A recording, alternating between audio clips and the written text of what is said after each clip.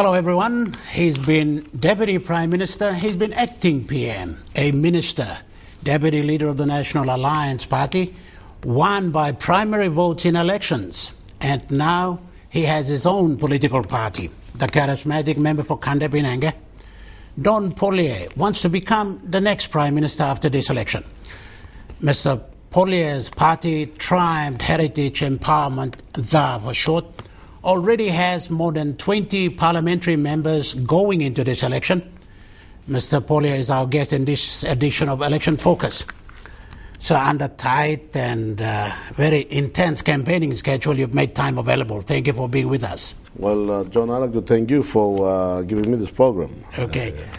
So obviously you planned and thought about forming your own political party, and you came up with this political party, which is called THA.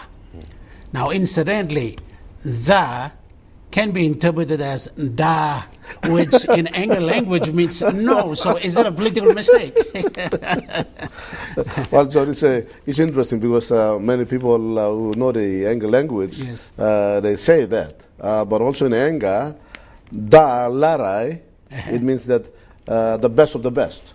Okay. Yeah, so, the best of the best. The best of the best. When I say, that thing is Da Larai, it's really good. Okay. It's really good next to good. So that's what it means in Enga. If you had the Lara here at the back of Da.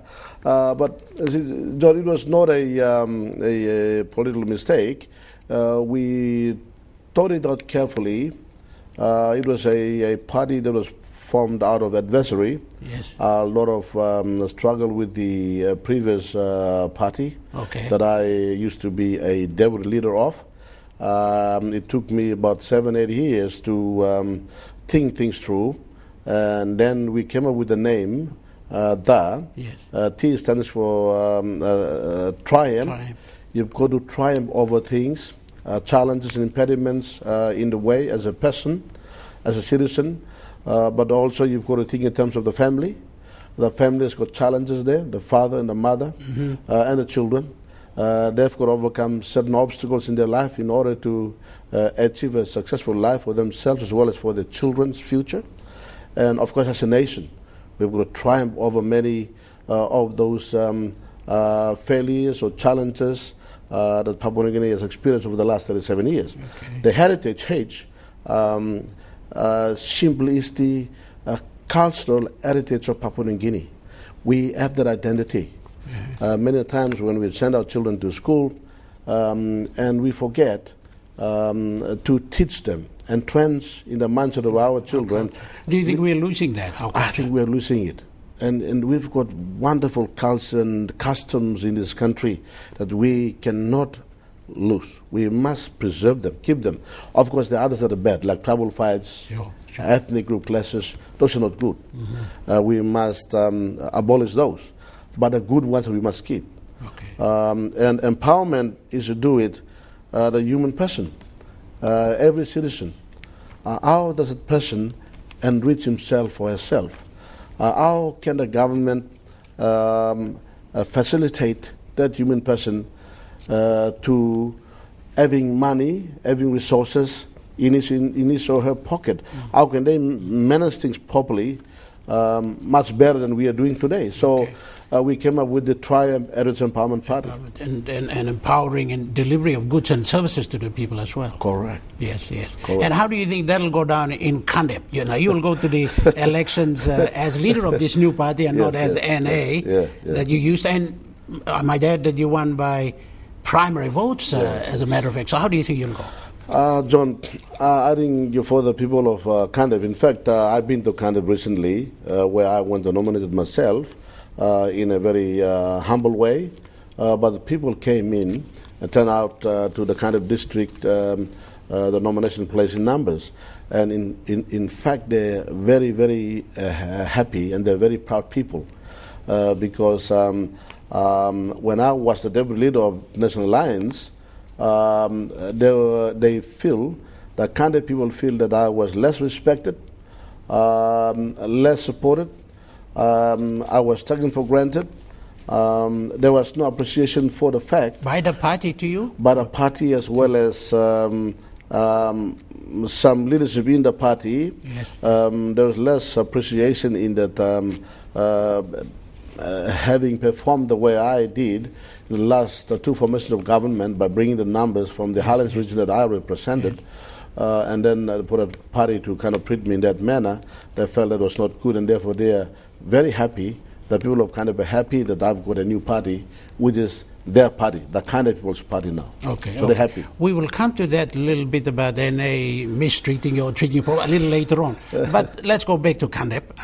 Obviously, there are come an election time, people are going to talk about projects and history and your contribution, things like that. Yeah. Are you content that during those 10 or however many years that you were a member, have you done what you were required to do? In Kandep, John, that's a very important question. So many times I have been unfairly treated by way of the information decimated by various critics and other people with regards to my input in terms of development for my electorate. In fact, Kandep has seen changes in less than 5 years, the first time I went in, and a change grew from strength to strength to the last in the last 7 to 10 years. In fact, I went into a by-election that saw me through the election process, and also prior to that election was the election petition that made me lose about 3 years. Yeah. So I really actively was in doing work for 7 years, and I built 3 rural hospitals. Right. 1, 2, 3, 4, 5 bridges. I've also built 7 classrooms, 1 big classroom, a science laboratory, as well as a computer lab for the Kandep High School. I've paid for Kandep High School students, especially from grade 7 all the way up to university level, their school fees over the last 5, 6, 7 years, until when the national government took over recently under my leadership as the treasurer in the O'Neill Number government. I've also given project funds to Kandep people. I've supported them in their small, medium-scale enterprise work like trade stores. Yes, yes. PMVs running on the roads. I've even bought PMVs for some of them.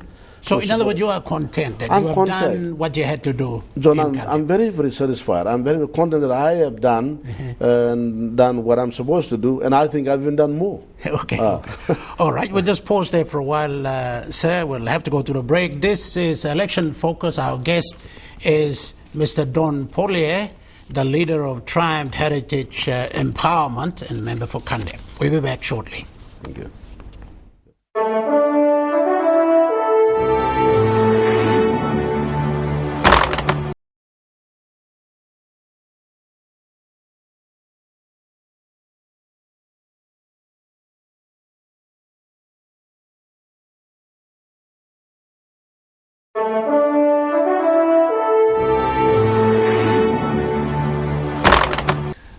The leader of Triumph Heritage Empowerment, one of the new political parties in the national elections, Don Poilier, whose leader is our guest. You're back to Election Focus.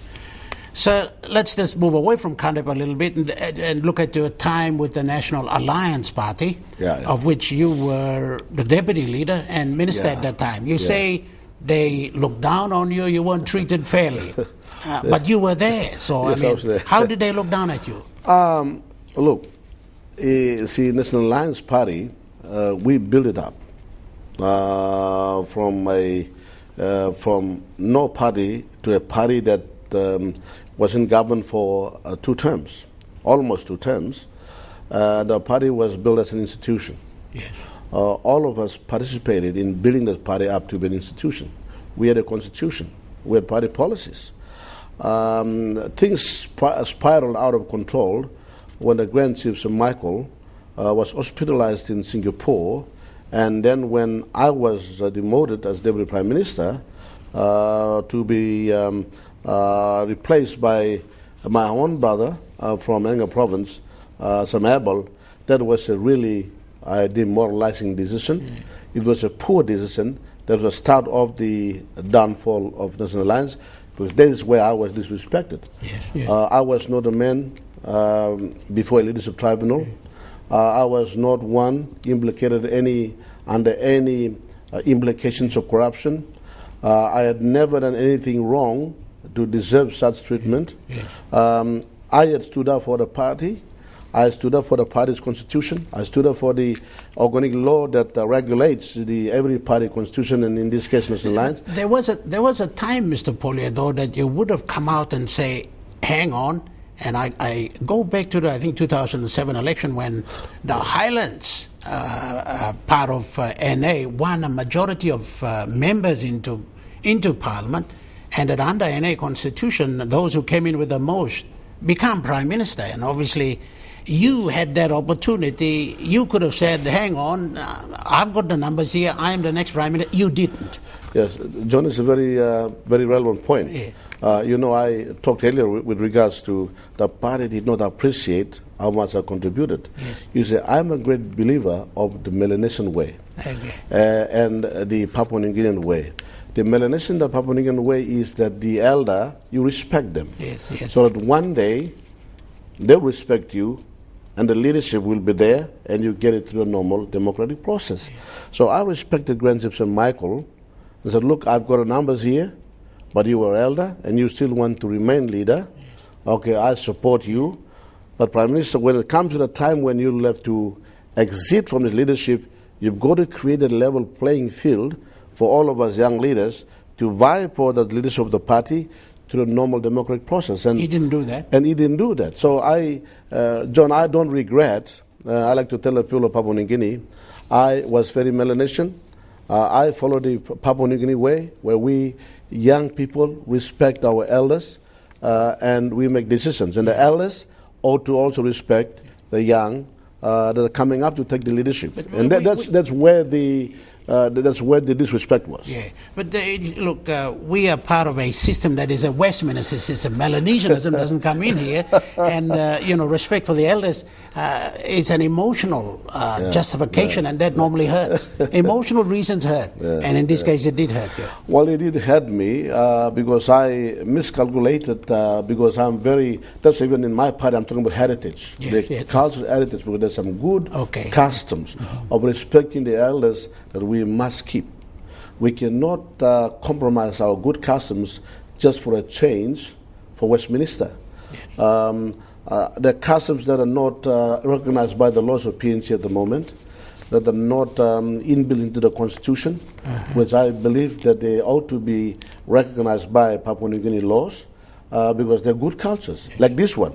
Respect to our elders and our people like this is very, very important to our culture. We have got chiefs and chief systems here. We've got our paramount chiefs. We've got our big man system up in the Highlands. Yes. We've got a Moga system. We've got a Tay system in Enga. You've got a Tapioca, the Yem system there in the Trobrians. Those are very valuable cultural heritage that Papua New Guinea must not overlook. So within that context, I respected the Grand Chief, the first Prime Minister of the country and the father of the nation, thinking that he would reciprocate. Yeah. And yes. What about the arrangement today, of which you're part of, the O'Neill Nama government? Are you happy? Well, look, it's a straightforward question. I'm happy because I was one of those instruments in changing the previous regime, the National Alliance-led coalition government, to one that is now led under the O'Neill Nama government. And I am part of it. I'm very much a key player because I broke away with 21 of my members from the National Alliance. Yes. And that was the beginning of a formation of a new government. And I'm happy to be part of this government. We are not perfect. We have made some blunders in some areas, but we have also made some very, very good and sound decisions in other areas, like the free education and like other very, very prudent decisions we've made as a government. Did you want to become Prime Minister at the time when you when you teamed up with them? I'll be honest. I think everybody advised for that post. To be honest, yes. I was a little bit disappointed. I did have the biggest number. Yes. And then, but then my other colleague leaders, their perspective was that I had this stigma of National Alliance with me. So here is Don Poilier, but he is still National Alliance. Okay. And I formed a new party then at that time I think that my colleagues would have seen me with a completely different view. But I had come out of National Alliance, like I alluded to earlier on. Yes. That party was formed out of adversary, Yes. out of many challenges and confusions in a former led coalition government, especially the National Alliance Party. So that probably was the perspective that my colleagues had, and Look, Don Polley is a National Alliance man, and he's come out. There might not be much difference, and then the National Alliance that they did not want might also get part of this team, and therefore there might not be much difference. And I respected them for this. They even told me. Okay. All of them, in fact, most of our senior leaders, they did tell me, and I accepted it. All right. Yeah. We're going into elections now, and it probably doesn't matter now, I suppose, but it's how you turn out after the election is probably important. But at this point, there are signs that, and in fact, when the Supreme Court handed down its decision, Parliament was recalled, you did come out saying, let's go to the elections. Let's not get into this again. Yeah. That does display or demonstrate some discontentment on your part with what had happened. Oh, you see, I said it because if you look at the decision that was made after the writ had been issued, really it was an unprecedented experience. And I would have thought the courts would have made a decision at a time better than choosing time to make a decision. Mm-hmm. And then I knew exactly what was going to happen, because that was the wrong timing of the decision, regardless of the credibility of the decision. And then you would definitely get some reaction from government. Yes. And from the public as well. And that's actually what happened. So I, as a leader, I wanted to diffuse any tension. Mm-hmm. I did not want to see the police force divided.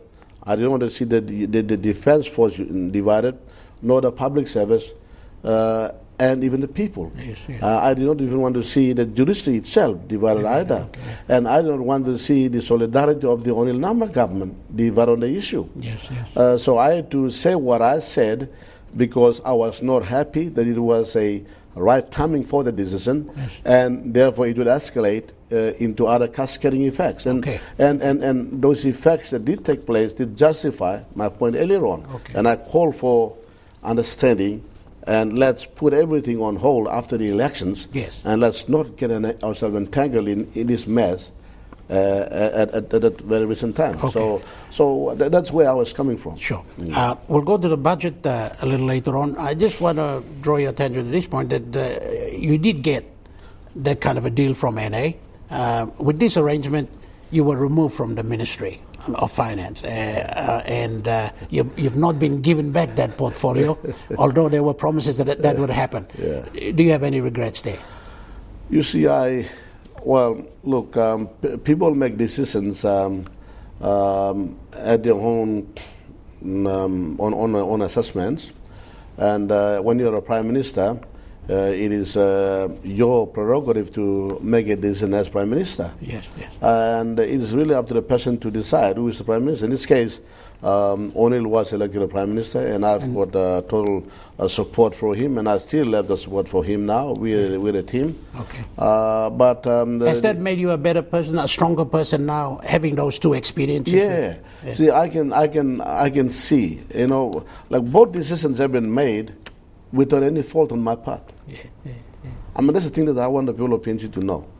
All those decisions made in either sacking me or demoting me or pushing me here and there, these decisions were done without any fault on my part. I've not done anything that is wrong, deserving of such treatment. However, I understand them. I respect those decisions because they're prime ministers. Okay, all right. I cannot do anything that is below the belt.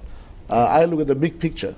Just because I was removed from the ministry does not mean that I go and say all kinds of things or do things that are funny, because I look at the big picture of Papua New Guinea's progress. All right, Mr. Polley, we'll leave it there. Well, time is running short on us. This is Election Focus. We'll have to go to a break. Our guest is Mr. Don Polley, the member for Kande and leader of Triumph Heritage Empowerment.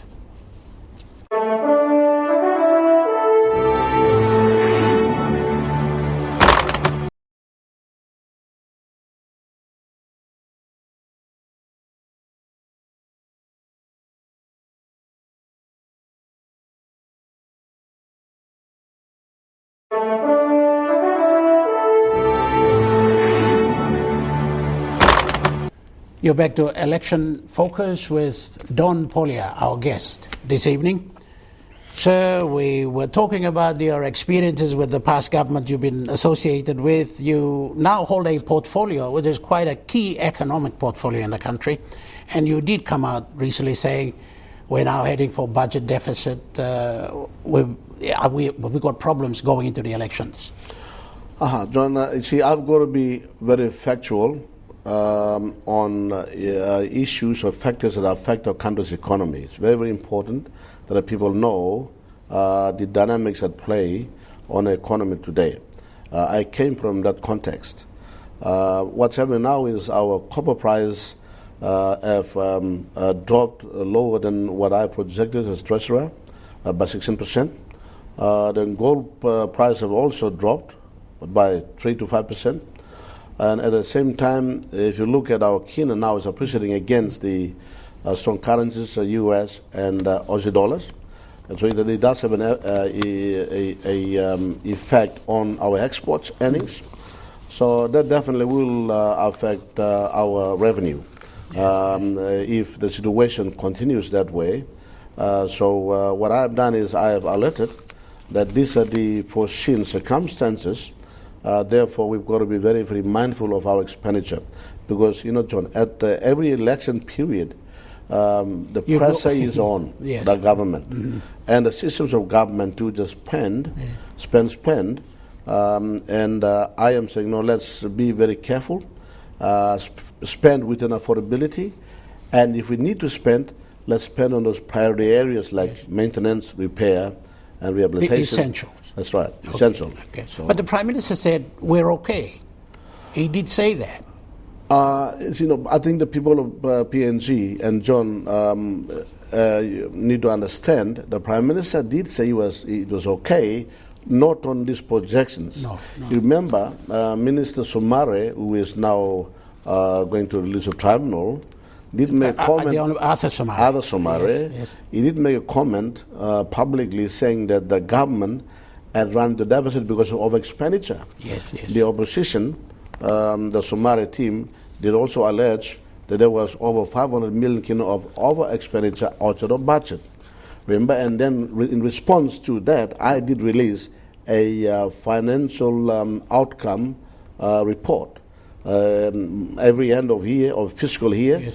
The treasurer is by law under the Fiscal Responsibility Act. I am expected to give a report of our financial performance of the Onil Namba government, which I did, and the only over expenditure that we had done in that report is 67 million, which is within tolerance. So the Prime Minister's comment relates to these allegations by Minister Arthur Somare that the government had overspent. Now, the matter I'm relating to is completely different. That is affected by the Eurozone crisis, which is deepening and widening also, according to reports we're getting, because our commodity prices that we sell directly to the European market are being affected. Yes. I'm also I've got a concern here also with our tuna products that we sell in the European markets under our free trade agreement. You remember when I was foreign trade minister in the previous regime, I did table and ratify that agreement. So our export earnings are being affected because of the crisis in Europe, something that is beyond our control. So what I'm saying is, one thing, I'm telling the truth, the dynamics of what's happening, so people are aware, business houses and the government systems and the whole government, everybody, and the citizens are aware. Second is that if we need to spend within affordability. And thirdly, you have got to spend on the essentials, necessary items only. Okay, it's election time now. Are we spending it according to what we should, given the scenario you presented? It's a very good question. John, I can assure the people of Papua New Guinea, the business communities, and everyone that we are spending within our affordability. We are spending for those essential items only, and we are spending within budget. So that is taken care of. But I like to maintain that attitude towards to the end of the year, and that's what I would like to do, and also do a budget put the framework for the next year's budget, reflecting all those factors that we experience now. Okay. 37 years of independence, sir. 90% of the population is still in the informal sector. Only 10% are part of the formal sector. The playing field is lopsided. We are going to the elections. How are you and your party, will be the thing that you and your party will do to try and create that level playing field where this 90% comes on board to be a contributor to the economy and we move forward? Today, this is a problem we have. Oh, John, I love that question. I love the question because it is the core area of my party's policy. I like to build small, micro, medium enterprises in Papua New Guinea. I would like the youth to participate. I would like every household in Papua New Guinea to participate. I would like every citizen of Papua New Guinea to have the opportunity that they can build the nation through all these facilities the government is going to provide. You see, what we are now experiencing is a two-speed economy, or a multi-speed economy, let me put it that way. We're depending so much on the mineral sector. Yes. The mineral sector. Now, that's a shame. Now, look at me. Now, I just told you about the mineral sector experiencing this down price, the downscaling of the prices, and therefore, I'm facing problems with no revenue. It's affecting government expenditure and provision of services. I would be much better off if my agriculture industry was strong, if the tourism was strong, if the manufacture base was strong, and more importantly, if Papua New Guineans were building the country's economy, if they owned the country's wealth, if they were participating in medium, micro, small enterprises, then I would be comfortable that look, I can cushion any impacts that comes on board. But, you know, there are those who are out there who are watching us today say, Mr. Polia, you've been part of a government for over 10 years. They could have done that or should have done that, you know. Well, that's a good question. In fact, we did it. If you can recall in 2002 when we came in, the economy was in shambles. Yeah, but still the percentage, the playing field's still lopsided. Yeah, what a way to do it is, you see, what my party believes is that when we come into office and part of the government in the next few weeks' time, we look to emphasize SMEs. Okay. That's why you will see me even in this year budget last year, I put 100 million kina in agriculture sector and 30 million kina on the SMEs, and I put another 10 million kina to create a subsidy scheme for supporting Papua New Guinea businesses. Okay. Right. And so I put money there. It's not something I will do. I've done it already. All right. What I want to do is improve on that, create a structure where how do we mentor our local Papua New Guineans, how do we strengthen them in their knowledge to manage themselves in business and so forth. So we like to create it. And I also know, John, of niche markets out there, our agriculture produce. There are niche markets all around the world that we can target families and youth throughout Papua New Guinea to go into producing produce that can target those in these markets. And that's how we can empower our people. Okay. Mr. Polia, we are running out of time. Just one final question. If you didn't become Prime Minister, who are you prepared to work under? Well, look, I'd like to keep the solidarity. Hypothetical, but... Yeah. Well, look, I want to work under a Prime Minister, you know. It is very focused on helping develop the country's economy, a stronger, a sound economy. Okay. Second is a Prime Minister that believes in the people.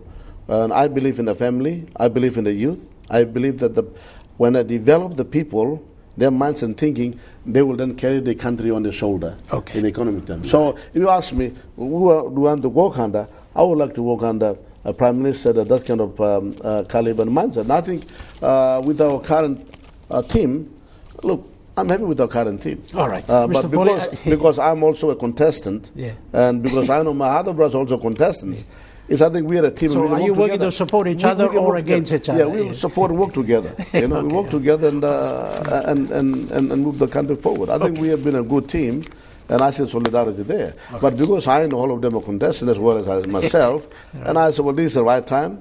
The election is the right forum where people can make those decisions. So I like to just call on the people of Papua New Guinea to elect the party candidates because we will create a new beginning for Papua New Guinea. All right. We'll leave it there.